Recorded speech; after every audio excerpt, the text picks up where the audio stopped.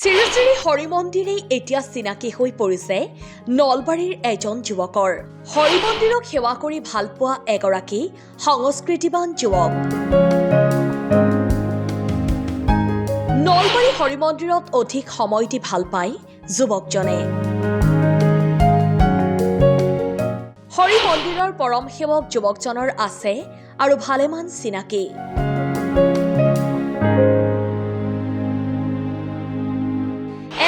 সুদক্ষ সংগীত শিল্পী, কবি, গীতিকাৰ, সাংস্কৃতিক কৰ্মী, শিক্ষক আৰু বহুতো। নাম হেমন্ত কুমাৰ দাস। হেমন্ত কুমাৰ দাস নলবাৰী সমাজ জীৱনৰ সৈতে জড়িত এগৰাকী সৰবৰহী যুৱক। অতি পৰিপাটিকৈ থকা যুৱকজনক নলবাৰীত চিনি নোপোৱা লোকৰ সংখ্যা কম। সকলোৱে প্ৰিয়ভাজন এইজন যুৱক। হৰি মন্দিৰেই যেন ঘৰ হেমন্ত দাসৰ।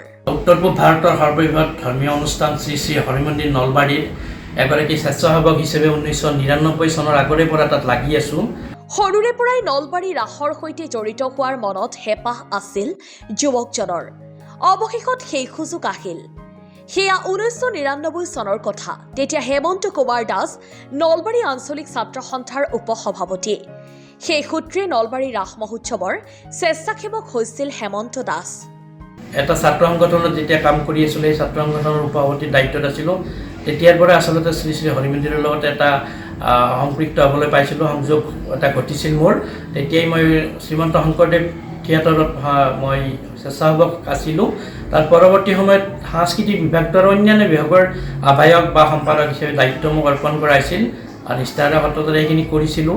সেই তেতিয়াৰে পৰা নলবাৰী হৰি মন্দিৰৰ পৰম সেৱক হৈ পৰে যুৱকজন। হৰি মন্দিৰ তেওঁৰ যেন আত্মা। হৰি মন্দিৰ যেন হৈ পৰে তেওঁৰ আপোন ঘৰ। 1999 চনৰ পৰা একেলেঠাৰিয়ে হৰি মন্দিৰ ৰাস মহোৎসৱত সেৱা আগবঢ়াই 2023 চনত প্ৰথমবাৰৰ বাবে হৰি মন্দিৰৰ 26জনীয়া কাৰ্যনিৰ্বাহক সদস্য পদত নিৰ্বাচিত হোৱাৰ সৌভাগ্য হয়। মন কৰিবলগীয়া যে বহু প্ৰভাৱশালী লোকক চেৰ পেলাই হেমন্ত দাসে বিপুল সংখ্যক ভোট লাভ কৰি নিৰ্বাচনত জয়লাভ কৰিছিল। আৰু 2023 চনৰ যিটো নিৰ্বাচন হৈছিল হৰি মন্দিৰৰ, সেই নিৰ্বাচনত মই অৱতীৰ্ণ হৈছিলোঁ আৰু বিপুল ভোটত মই জয়ী হৈছিলোঁ বা নলবৰীয়াবাসী ৰাইজে মোক জয়ী কৰাইছিল। হেমন্ত কুমাৰ দাস যদিও শ্ৰী শ্ৰী হৰি মন্দিৰৰ পৰম সেৱক, সেয়া তেওঁ প্ৰথম চিনাকি নহয়। আপাতত তেওঁ এগৰাকী ভাল কণ্ঠশিল্পী।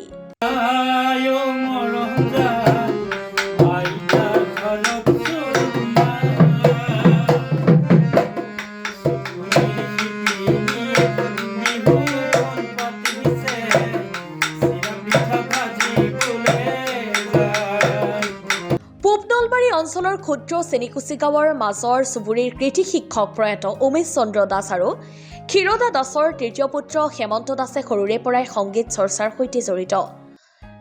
ৰাজ কদমতল হাইস্কুলৰ এগৰাকী কৃতি শিক্ষক পিতৃ উমেশ চন্দ্ৰ দাসে ঘৰখনত সংগীতৰ এটা পৰিৱেশ গঢ়ি তুলিছিল। সেই পৰিৱেশে সংগীতৰ আদিপাঠ শিকাইছিল হেমন্ত দাসক।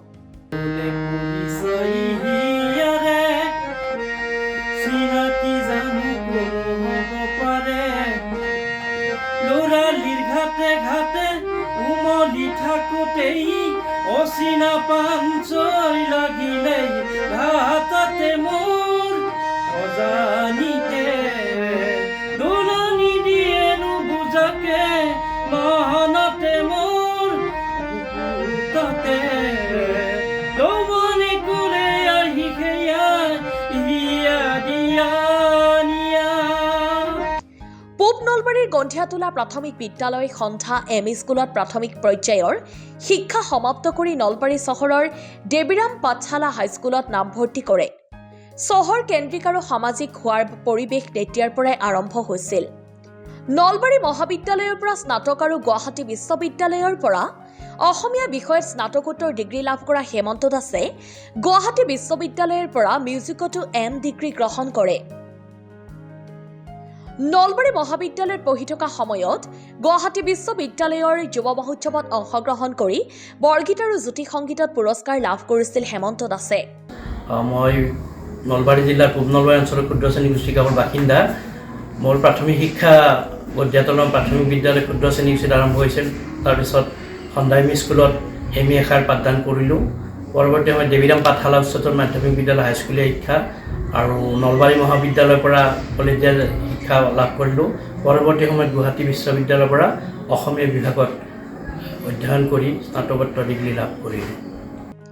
কবিতা আবৃত্তি আৰু সংগীতত বিভিন্ন ঠাইত অনুষ্ঠিত প্ৰতিযোগিতাত অংশগ্ৰহণ কৰি পুৰস্কাৰ লাভ কৰিবলৈ সক্ষম হৈছিল।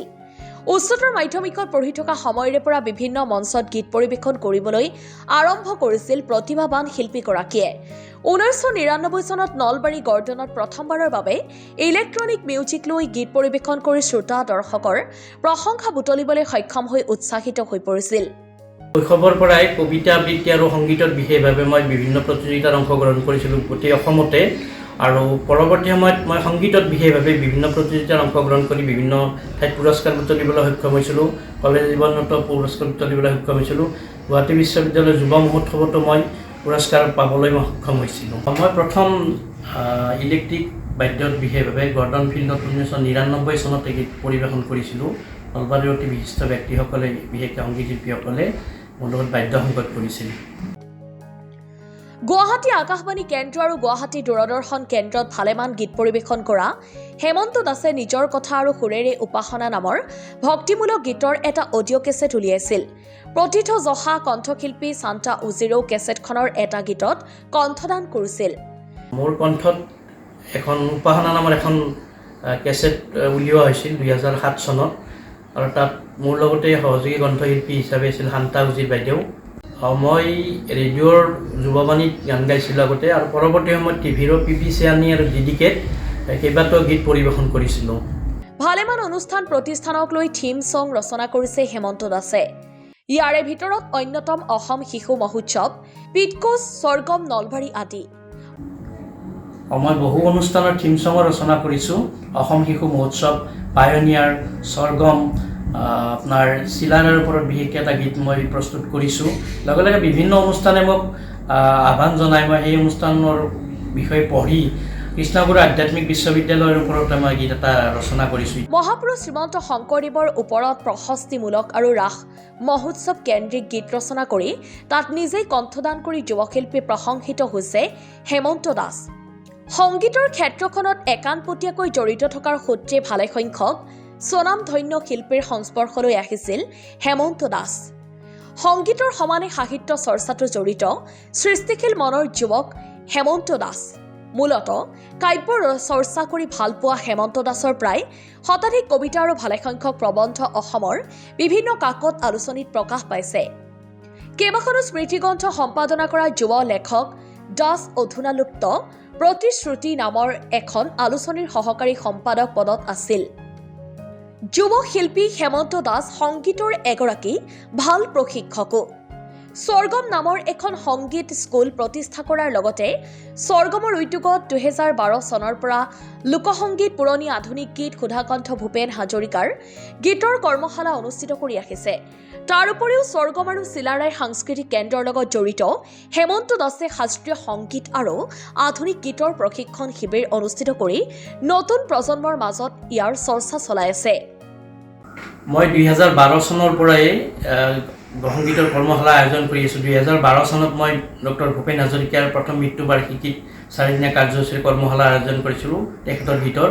আৰু ইয়াত কৰ্মশালাত মণিষা হাজৰিকা, নন্দ বেনাৰ্জী, পাপৰি ঠাকুৰীয়া, আলেখ্য চক্ৰৱৰ্তী এখেতসকলে গীতৰ প্ৰশিক্ষণ দিছিল। তাৰ পৰৱৰ্তী সময়ৰ পৰা মই একেৰাহে প্ৰায় 10 বছৰ একেৰাহে মই লোকসংগীত আৰু পুৰণি অসমীয়া আধুনিক গীত আৰু হোলী গীতৰ বিশেষভাৱে বা পচলা পুৰাণৰ গীত, মাছৰ পুৰাণৰ গীত, এইবিলাক যিবিলাক আমাৰ লোকসংগীত আছে এইবিলাকৰ মই কৰ্মশালা কৰি আয়োজন কৰি আহিছোঁ। সাহিত্য সাংস্কৃতিক ক্ষেত্ৰখনৰ এগৰাকী অক্লান্ত কৰ্মী হেমন্ত কুমাৰ দাস নলবাৰী শ্ৰী শ্ৰী হৰি মন্দিৰৰো অন্যতম সেৱক আৰু অক্লান্ত কৰ্মী। হৰি মন্দিৰত সময় দি ভাল পোৱা হেমন্ত দাসে ৰাস মহোৎসৱৰ কেইদিন হৰি মন্দিৰৰ পৰা ঘৰলৈ যোৱা শেষৰজন ব্যক্তি সম্ভৱ হেমন্ত দাস। নলবাৰীৰ আগশাৰীৰ শিক্ষানুষ্ঠান নালন্দা পাব্লিক স্কুলত শিক্ষকতা কৰা হেমন্ত দাস এগৰাকী কৃতি শিক্ষক হিচাপেও ছাত্ৰ ছাত্ৰীৰ প্ৰিয় ভাজন। নালন্দা স্কুলৰ পৰিৱেশেও তেওঁৰ সৃষ্টিশীল কৰ্মত অনুপ্ৰেৰণা যোগোৱা বুলি প্ৰকাশ কৰে।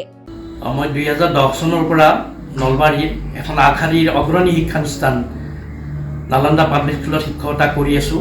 আৰু এই বিদ্যালয়খনে শিক্ষকতা কৰি যথেষ্ট আনন্দ অনুভৱ কৰিছোঁ। আৰু বিশেষকৈ নালন্দাৰ যিটো পৰিৱেশ এই সুন্দৰ বাতাবৰণ যিটো সেই বাতাবৰণে আচলতে মোক মোহাচ্ছন্ন কৰি তুলিছে এটা সুন্দৰ পৰিৱেশ সুন্দৰ বাতাবৰণ এটা তাত মই দেখা পাওঁ যুৱ শিল্পীগৰাকী সাংস্কৃতিক সাহিত্য সামাজিক ক্ষেত্ৰখনত আগুৱাই যোৱাৰ কামনা কৰি শিল্পীগৰাকীৰ দুটামান গীতৰ কলি অসম টাইমৰ দৰ্শকসকললৈ আগবঢ়ালো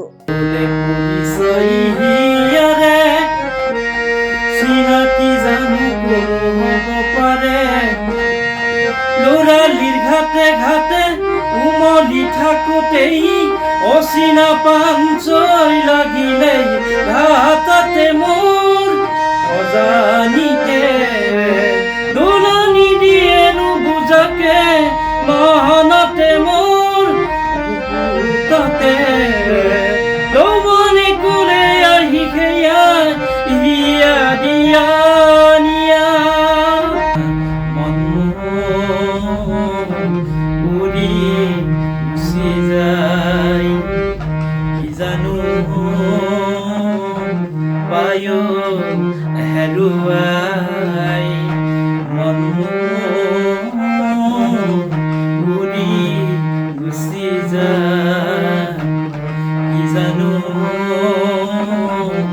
পায় হেৰুৱাই ফাগুণৰে উৰণীয়া বা মনতে যে কিমান হেঁপাহ প্যাৰে কম্পিত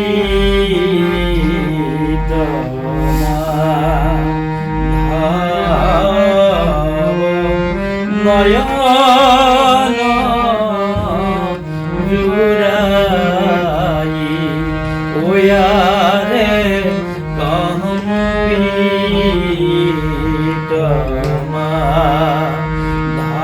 ধাব নয়ন জুৰাই ওয়াৰে কটি সাপি উৰু নয়ন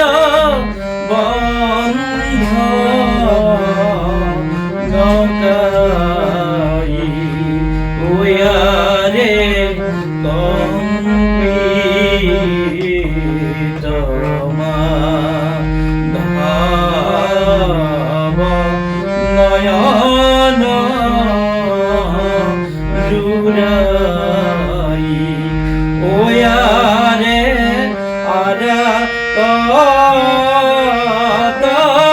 কৰত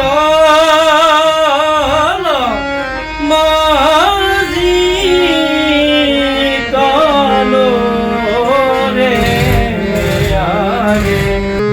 আইতা ঘৰতে নাই মৰম যায় আইতা ঘৰত